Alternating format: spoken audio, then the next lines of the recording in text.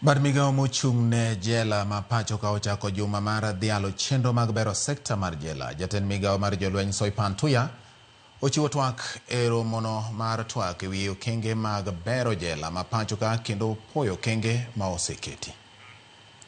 Theme for this year, efficient service delivery for the common good, invites us to reflect deeply on what efficiency means within our unique context of the common good.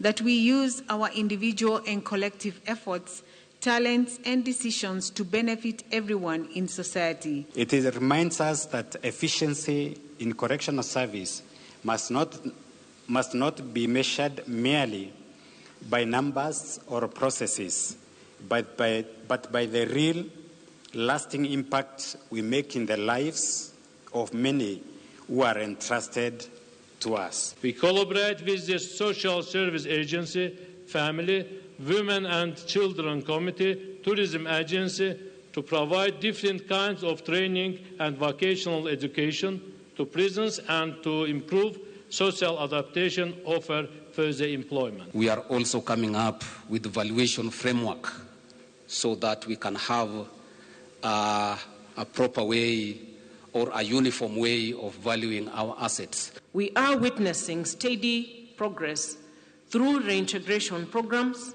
vocational training, offender aftercare service, and digital innovations that strengthen case management and record systems.